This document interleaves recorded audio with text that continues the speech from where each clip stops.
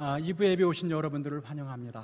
이 예배가 하늘문이 열리고 하늘의 풍성한 임재를 체험하고 나팔 소리 같은 주의 음성을 듣고 성령에 감동되는 아름다운 향기로운 예배가 되기를 주의 이름으로 축원합니다. 우리 옆에 분들과 함께 이렇게 인사할까요? 오늘도 주 안에서 행복한 주일 되기를 바랍니다. 그렇게 한번 인사하겠습니다.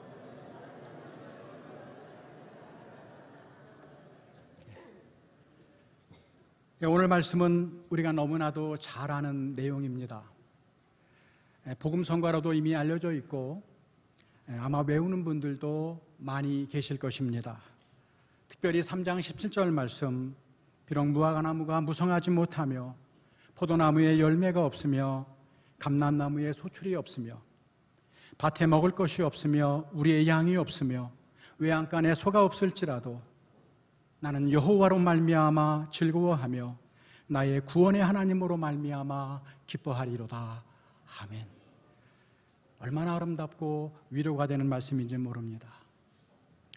아니, 이것은 말씀이라기보다는 한편의 노래라고 할 수 있습니다. 온갖 상황과 환경을 초월한 희망의 노래, 이렇게 이름 붙일 수 있을 것입니다. 그러나 우리는 먼저 이 희망의 노래가 모든 것이 풍족했던 상황에서 나온 것이 아니라는 것을 기억해야 할 필요가 있습니다. 이 노래는 오히려 전혀 즐거워할 수 없었던 상황, 전혀 기뻐할 수 없었던 현실에서 나온 것임을 먼저 알아야 된다는 것입니다. 오늘 본문 16절에 보게 되면 하박국은 이렇게 고백하고 있습니다. 우리 한 목소리로 한번 읽어볼까요? 자, 시작.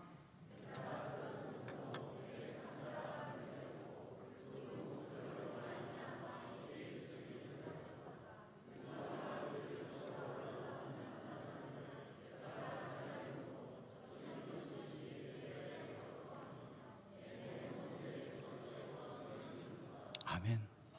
여러분은 살아오면서 혹시 이런 경험을 해보신 적이 있으십니까? 도대체 그 소식이 무슨 소식이길래 창자가 다 흔들릴까요? 그 소식이 무슨 소식이길래 듣자마자 입술이 다 떨릴까요? 무슨 일이기에 내 뼈가 썩어 들어가는 느낌이고 방 안에 있는데도 벌벌 떨리는 그러한 경험이 있을까요? 여러분, 역사적으로 이스라엘은 우리나라처럼 남과 북으로 갈라진 때가 있었습니다. 북쪽은 이스라엘이라고 불렸고 남쪽은 유다라고 불렸습니다. 결국 북이스라엘은 아시리아라고 하는 강대국에 의해 멸망당했고 남쪽 유다는 바벨론이라고 하는 강대국에 의해 정복되고 맙니다. 오늘 우리가 읽은 이 하박국서는 남쪽 유다가 바벨론에 정복되기 바로 직전에 기록된 예언서입니다. 선지자 하박국은 하나님의 백성임에도 불구하고 불의와 악이 성행하고 하나님의 율법이 더 이상 존중되지 못하고 하나님의 공의와 정의가 땅에 떨어진 이스라엘 백성을 향해 하나님의 진노와 심판을 예언합니다. 오늘 본문이 들어있는 이 3장에서 하박국은 그러한 하나님의 뜻을 거역할 수 없다는 것을 깨닫게 되지요. 이제 그것을 현실로 받아들이게 됩니다. 그는 깊은 기도 속에서 하나의 환상을 바라보기 시작합니다. 그것은 처절한 전쟁의 모습의 환상이었습니다. 16절에서 무리가 우리를 치러 올라오는 환난의 날이라는 것이 무슨 날이냐? 바로 이러한 전쟁과 침략의 예고인 것입니다. 하박국은 밀려드는 바벨론 군대의 환상을 보기 시작하는 거예요. 백성들은 모든 것을 빼앗기고 능욕을 당하며 들로 산으로 헤매고 있습니다. 17절은 바로 이러한 맥락에서만 이해될 수 있습니다. 머지않아 저 아름다운 무화과 나무는 열매를 맺지 못하고 잎은 무성하지 못할 거야. 잎은 마르게 될 거야. 저 탐스러운 포도나무도 더 이상 열매를 맺지는 못하겠지. 저 목자의 양들도 저 외양간의 소들도 원수들의 손에 하나도 남아나지 않을 거야. 우리에겐 아무것도 남지 않을 거야. 여러분, 이러한 전쟁의 사실 앞에서 누가 떨지 않을 수 있겠습니까? 누가 두려워하지 않겠습니까? 바로 이것이 하박국 선지자가 처한 상황이었습니다. 그의 절망이었습니다. 그러나 하박국 선지자는 여기서 멈추지 않죠. 그는 이러한 절망의 자리에서 주저앉지만은 않습니다. 그는 이제 하나님께 눈을 돌리는 거예요. 그리고 절망의 한복판에서 하나님을 바라보기 시작합니다. 이 역사를 주관하시고 내 인생을 주관하시는 분이 진정 하나님이시라면 오직 그분 안에만 희망이 있음을 알았기 때문입니다. 그렇습니다. 여러분, 이 노래는 결단코 모든 일이 다 잘 풀리고 모든 것이 풍족했던 순간에 나온 노래가 아니었습니다. 오히려 그것은 낙심할 수밖에 없는 상황, 이제는 모든 것이 끝났어 라고 말할 수밖에 없는 그 절망의 한가운데 속에서 우뚝 피어난 희망의 노래였던 것입니다. 사랑하는 성도 여러분, 이 노래를 배우고 싶지 않으세요? 피곤한 우리네 인생살이의 한복판에서, 그리고 쉴 새 없이 찾아드는 고난과 절명의 위협 앞에서도 환경을 넘어서고 상황을 넘어서고 기뻐하고 즐거워할 수 있는 이 희망의 노래, 여러분, 이 노래 배우고 싶지 않으십니까? 그렇다면 오늘 본문을 통해 들려주시는 하나님의 음성에 저와 여러분 함께 귀 기울이는 그런 시간 되기를 바랍니다. 첫째로, 이 하박국의 기쁨은 하나님 안에서만 누릴 수 있는 기쁨이라는 것입니다. 하나님 안에서만 누릴 수 있는 기쁨입니다. 오늘 본문 18절에 보면 이렇게 기록하고 있습니다. 한번 다 같이 읽어볼까요? 자, 시작.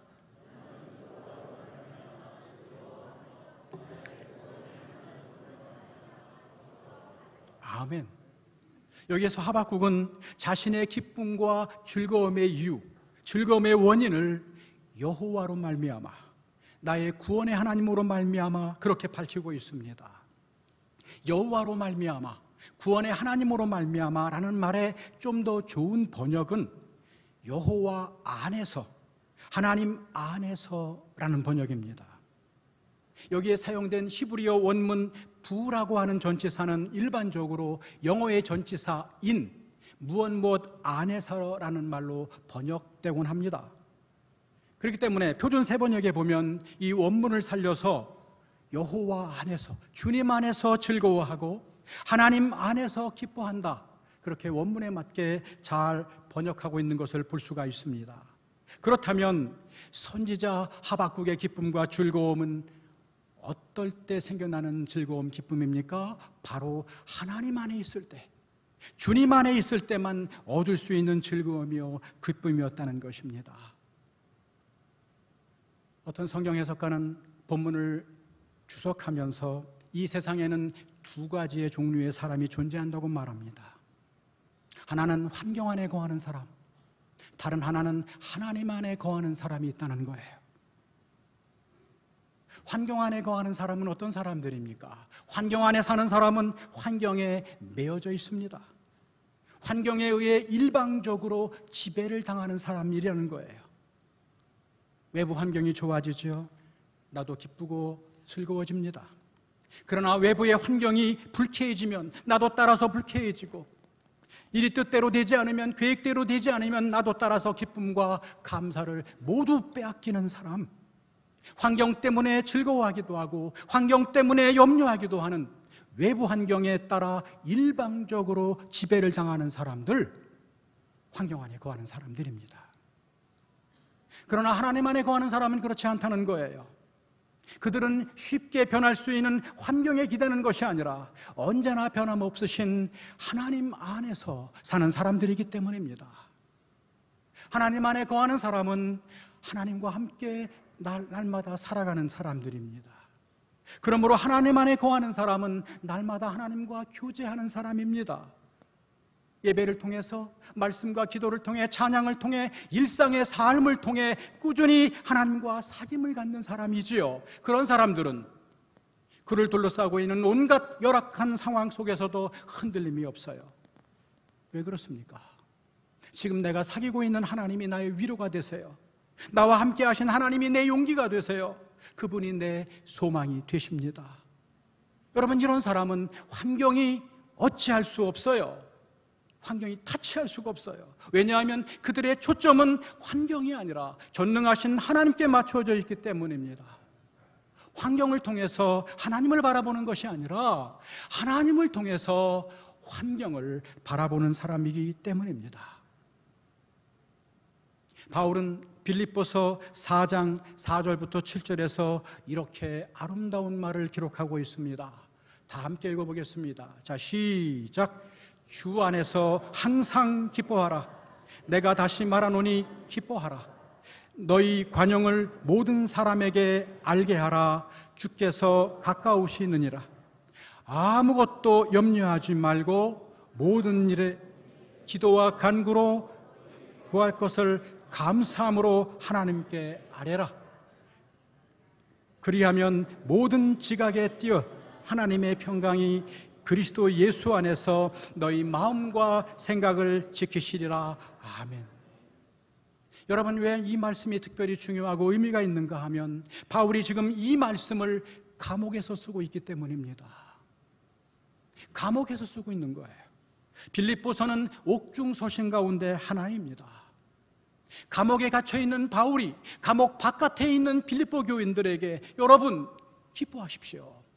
기뻐하십시오. 항상 기뻐하십시오. 그렇게 권면하고 있는 것입니다. 그러므로 여러분, 이 바울이 말하는 기쁨은 결코 환경 때문에, 상황 때문에, 유리한 상황 때문에 오는 기쁨이 아니라는 것입니다. 그 기쁨은 차디찬 감옥 한복판에서도 빼앗길 수 없는 기쁨, 빼앗길 수 없는 평안을 말하고 있습니다. 그 기쁨은 바로 모든 환경을 초월한 그러한 기쁨이라는 것입니다. 그러므로 여기에서 가장 중요한 단어는 주 안에서라는 단어입니다. 주 안에서 항상 기뻐하라. 주 안에서 기뻐하라 말하고 있지 않습니까? 그러므로 이러한 기쁨은 내 환경이 아니라 내가 주 안에 있을 때만 누릴 수 있는 기쁨이라는 것이죠. 한 치 앞도 내다볼 수 없는 이 불확실한 세상에서 우리가 어디에 있을 때 가장 안전하겠습니까? 주 안에 있을 때가 아니겠습니까? 그래서 우리네 신앙의 선배들은 늘 이런 찬송을 불렀습니다. 370장 찬송가. 주 안에 있는 나에게 딴 근심 있으랴. 십자가 밑에 나아가 내 짐을 풀었네. 이 절은 너무 좋아요. 그 두려움이 변하여 내 기도 되었고 전날의 한숨 변하여 내 노래 되었네. 내 주는 자비하셔서 늘 함께 계시고 내 궁핍함을 아시고 늘 채워주시네. 우리는 주 안에 있을 때 가장 안전하고 평안을 누릴 수가 있습니다. 주님의 크신 팔이 우리를 에워싸시고 언제나 지켜주시고 보호해 주시기 때문입니다. 어느 목사님이 하루는 병석에 누워 있는데 신자들이 병문안 와서 매우 슬퍼하고 염려합니다. 그때 이 목사님이 아주 기가 막힌 이런 유명한 이야기를 했다고 전해집니다. 성도 여러분, 너무 슬퍼하거나 낭망하지 마세요. 하나님은 이 질병보다 내게 더 가까이 와 계십니다. 얼마나 멋진 말입니까? 내가 당하고 있는 이 고난, 이 질병, 이 문제보다 더 가까이 와 계시는 하나님, 가장 가까이 오셔서 아무 걱정하지 마. 내가 너와 함께 하잖아. 위로하시고 용기를 주시며 다시 일으켜 세워주시는 하나님, 이 하나님이 내 하나님이라면 우리가 무엇을 염려하고 무엇을 두려워할 필요가 있겠습니까? 그렇다면 여러분은 지금 어디에 계세요? 어디에 계십니까? 여전히 환경 안에 거하십니까? 아니면 하나님 안에 거하십니까?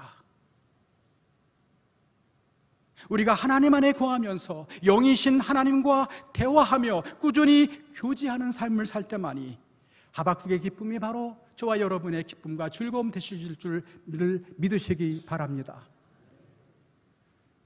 둘째로, 하박국의 기쁨은 하나님의 구원을 확신할 때 오는 기쁨이었습니다. 하나님의 구원을 확신할 때 오는 기쁨이었다는 것입니다.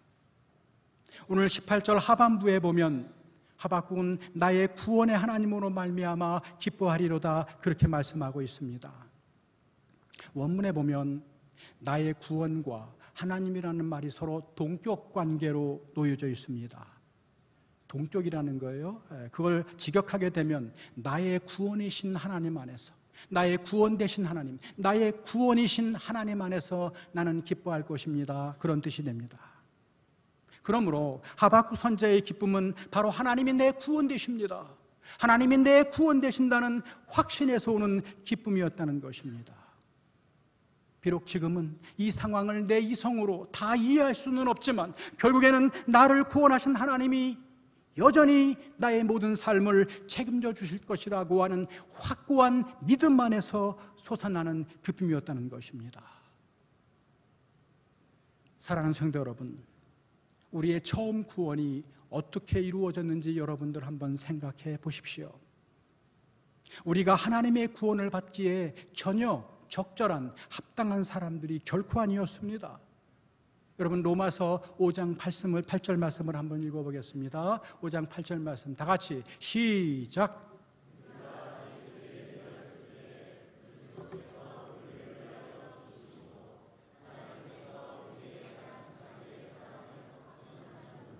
아멘. 얼마나 중요한 말씀인지 몰라요. 하나님이 저와 여러분을 언제 사랑하셨는지 아십니까? 그 시점이 정말 중요하다니까요. 저와 여러분이 다른 사람보다 좀 더 선하고 좀 더 착하고 의로울 때가 아니었다는 거예요. 우리가 다른 사람보다 하나님을 더 잘 따르고 순종할 때가 아니었다는 것입니다. 우리가 아직 죄인 되었을 때에, 그 죄 때문에 하나님과 여전히 원수 되었을 그때에, 그 시점에 하나님이 우리를 끔찍하게 사랑하시어 자신의 하나밖에 없는 아들을 내어주셨다는 것입니다. 여러분, 세상에 이런 사랑이 도대체 어디에 있습니까? 들어보셨습니까? 세상에 어떤 종교가 죄인을 먼저 찾아오시고, 의인이 아니에요, 죄인을 먼저 찾아오시고 그 죄인을 위해 대신 죽으셨다는 신의 이야기, 신의 사랑을 여러분 전합니까? 십자가에서 나타난 하나님의 사랑은 한마디로 대책 없는 사랑이에요. 한계가 없는 사랑이라는 것입니다.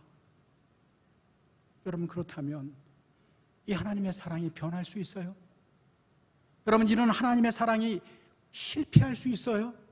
이런 하나님의 사랑이 포기할 수 있어요? 로마서 8장 32절의 말씀을 한번 들어보세요. 자기 아들을 아끼지 아니하시고 우리 모든 사람을 위하여 내어주십니까? 어찌 그 아들과 함께 모든 것을 우리에게 주시지 않겠느냐? 내가 이 정도밖에 안 되는 거 다 아세요. 내가 이 정도밖에 안 되는 것을 다 알고도 나를 사랑하시는 주님, 내 연약한 모습, 내 죄된 모습을 다 아시면서도 내 모습 그대로 받으신 주님,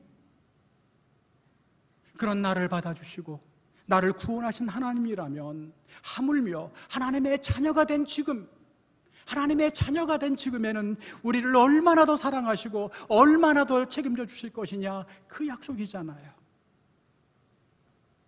그래서 바울은 일평생 동안 로마서 8장 28절을 그의 좌우명으로 삼았습니다. 그는 늘 이 말씀을 암송하며 살았어요. 여러분도 암송해야 됩니다.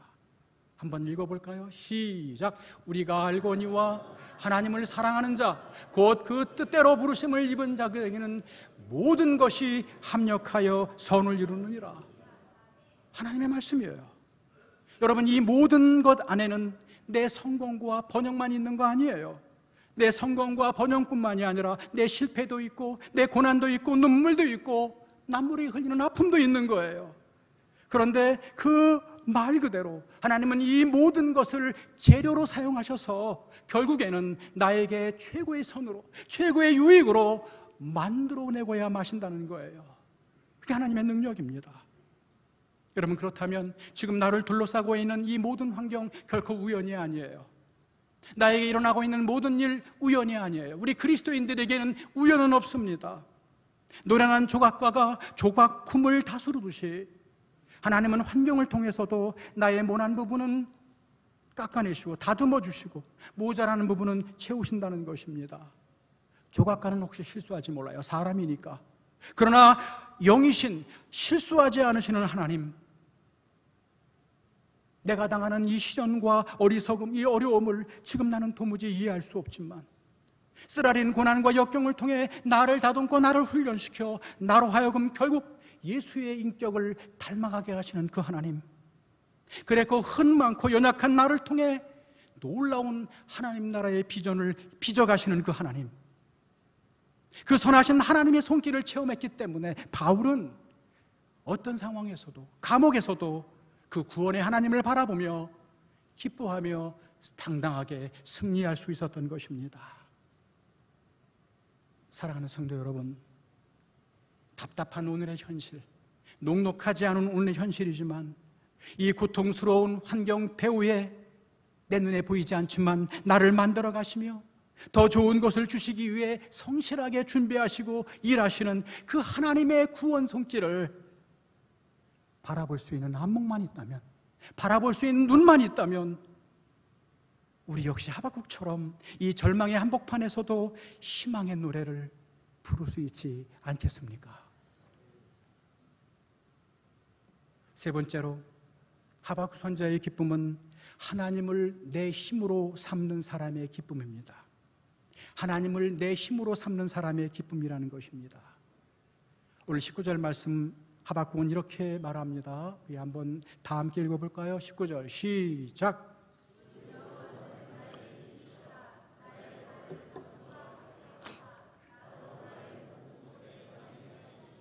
아멘.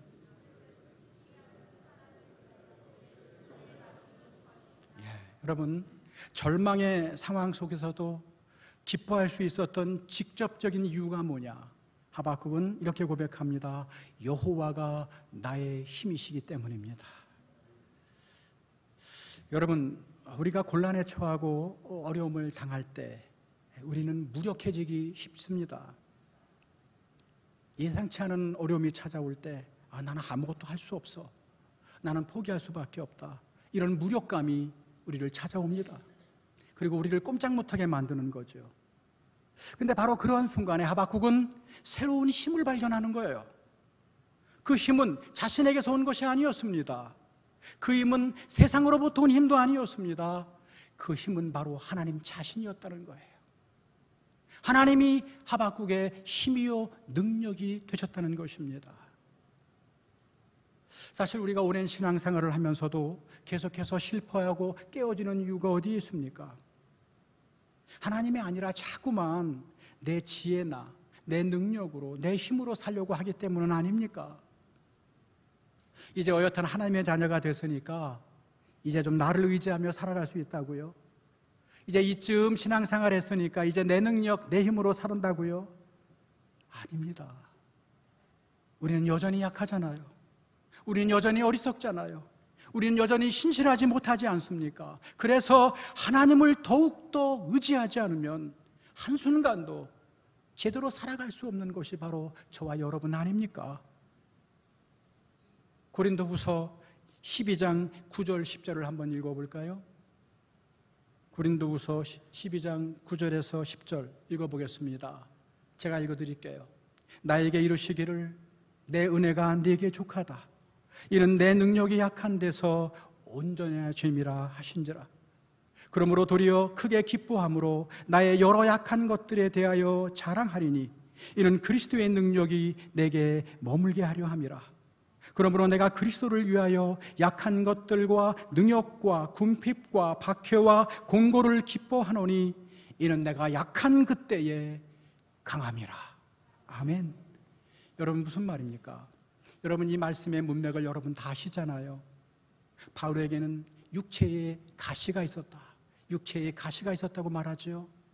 이 육체의 가시가 무엇인가? 바울을 늘 괴롭혔던 육체의 가시, 그게 무엇인가? 학자들 간에 논쟁이 많습니다. 아직까지 결론을 내리지 못해요. 어떤 사람은 눈 때문에 오는 안질이라고 하기도 하고, 어떤 사람은 갑자기 쓰러지는 간질이라고도 합니다. 여하튼 그것이 무엇이었던 간에 얼마나 바울의 전도 활동에 지장을 주었겠습니까? 하나님의 복음을 전하는 사람이 저게 무슨 꼴이야? 어쩌면 그런 수모도 당했을지 몰라요. 그래서 바울이 간절히 기도합니다. 하나님, 이 육체의 가시 좀 빼주세요. 이것만 좀 낫게 해주시면 좀 더 제가 능력 있게 당당하게 하나님의 복음을 전할 수 있지 않겠습니까? 주님을 위해서 하나님 좀 고쳐주세요. 근데 주님의 응답이 뭐예요? 주님의 대답이 뭐예요? 오늘 본문의 그 앞부분이잖아요. 내 은혜가 네게 족하도다. 내 은혜가 내게 족하다. 왜 그렇습니까? 내 능력은 네가 약한 데서 온전해지기 때문이야. 여러분, 이 놀라운 믿음의 역사를 여러분 이해하시겠습니까? 너는 네가 더 강해지고 능력이 많아지면 더 잘할 수 있다고 여기지만 아니야. 너의 약함을 통해 나의 능력은 온전히 드러나는 거야. 그래서 바울은 이렇게 깨닫는 거예요. 내가 잘못 알았구나. 내가 약할 그때가 가장 강할 때구나. 그때야 바로 주님의 능력이 온전히 나타날 때구나. 그래, 그렇다면 나는 내 약함을 자랑할 거야. 강함이 아니라 내 약함을 자랑할 거야. 그래서 바울은 언제나 자신의 약함을 인정하고 오직 하나님만 의지하며 내 능력이 아니라 하나님의 힘이 드러나기를 구하는 그러한 삶을 살아간 것입니다. 어떤 사람들은 믿음이 강해지면 마치 슈퍼맨이 되는 줄 알아요. 내게 무슨 엄청난 능력이 생기고 내가 엄청난 은사를 받아야 내 믿음이 강해졌구나, 그런 줄 아는 사람이 있어요. 그러나 아닙니다. 내 힘, 내 강함으로는 내 건강 하나, 내 머리털 하나 지킬 수 없어요. 더 이상 하나님의 능력이 아니라, 여러분, 만약에 그러한 능력이 조금이라도 생기면 어떻게 될까요? 내가 뭔가 할 수 있다라고 하는 그런 것이 있다면 어떻게 되겠어요? 거꾸로 생각해 보면, 그럼 더 이상 하나님의 능력이 아니라 자기 의지하는 삶으로 살아가게 되는 거죠. 왜 하나님 의지하겠어요? 내가 강한데. 하나님은 그거 원하시는 것이 아니라는 거예요. 하나님의 방법이 아니라는 거예요. 그렇기 때문에 세월이 지나면 지나갈수록, 우리의 믿음이 더 강하면 강하다고 할수록 하나님을 더욱더 의지할 수밖에 없는 것이 우리의 존재라는 것입니다. 이런 의미에서 저는 제가 어렸을 때 우리 부모님들이 즐겨 부르시던 찬송가 543장 가사가 너무 마음에 와닿아요. 여러분들은 안 그렇습니까? 어려운 일 당할 때 나의 믿음 적으나 의지하는 내 주를 더욱 의지합니다. 생명 있을 동안에 예수 의지합니다. 천국 올라가도록 예수 의지합니다. 세월 지나갈수록 의지할 것뿐일세. 무슨 일을 당해도 예수 의지합니다. 나를 좀 내려놓고 하나님을 의지하면 의지할수록 하나님의 능력이, 하나님의 힘이 연약한 나를 통해 드러나게 될 것입니다. 어쩌면 우리에게는 그래서 강함으로의 용기가 아니라 약함으로의 용기가 더 필요한 것일 수도 있습니다. 오늘 하박국 선지자는 이렇게 여호와만 의지하고 여호와를 내 힘으로 삼을 때 어떤 일이 일어난다고 그렇게 우리에게 약속해 주고 있습니까? 19절 말씀을 한번 읽어볼까요? 19절 말씀 다시 한번 읽어보겠습니다.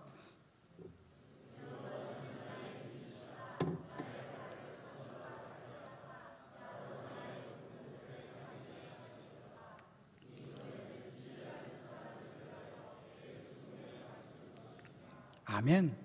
여호와가 나의 힘이 되어 주시니까 어떤 일이 일어나요? 나의 발을 사슴과 같게 하사 나로 나의 높은 곳에 다니게 하시리로다. 아멘. 여러분, 사슴 보셨어요? 사슴 보셨어요? 얼마나 빠르고 민첩한지 몰라요. 뛰는가 싶으면 어느새 저 높은 언덕에 올라가 있지 않습니까? 하박국은 지금 이 사슴을 연상하고 있는 것입니다. 고난 가운데 있고 절망 가운데 있지만 마치 사슴이 온갖 위기를 피해 어느새 저 높은 곳에 거니는 것처럼 하나님은 나로 하여금 이 고난의 자리에서 벌떡 일으켜 세워 내가 본래 있어야 될 그 자리, 내가 있어야 될 그 영광의 자리로 회복하게 하실 것이라는 분명한 약속입니다. 이제 말씀을 마치려고 합니다. 이 나라와 민족의 암담한 현실 때문에 절망을 느끼시는 분이 계십니까? 혹 계획대로 일이 진행되지 않아 염려하는 분이 계십니까? 사업 때문에, 인간관계 때문에 지금 절망하는 분이 계십니까? 자녀들의 문제로 지금 낙심하는 분들이 계십니까? 여러분, 그럼에도 불구하고 우리에겐 아직 희망이 있음을 결코 잊어서는 안 됩니다. 이 땅의 모든 사람들이 다 끝났다라고 포기하는 그 절망의 순간에도 희망을 포기할 수 없는 사람이 바로 그리스도인들입니다. 그 이유가 뭡니까?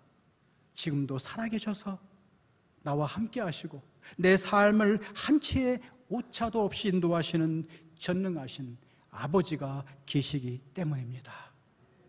우리 다 같이 이사야 40장 29절 31절 말씀, 하나님의 말씀이에요. 이 말씀을 마지막으로 내 말씀으로 삼으며 오늘 말씀을 마무리하려고 합니다. 다 함께 읽어보겠습니다. 자, 시작. 피곤한 자에게는 능력을 주시며 무능한 자에게는 힘을 더하시나니 소년이라도 피곤하며 곤비하며 장정이라도 넘어지며 쓰러지되 오직 여호와를 앙망하는 자는 새 힘을 얻으리니 독수리가 날개치며 올라감 같을 것이요 다른 박질하여도 곤비하지 아니하겠고 걸어가도 피곤하지 아니하리로다. 아멘. 이 하나님이 저와 여러분을 복주셔서 하박국 선지자가 누렸던 환경을 초월한 그 기쁨, 그 즐거움이 바로 오늘 저와 여러분의 기쁨, 즐거움이 되게 해주시기를 주의 이름으로 축원합니다.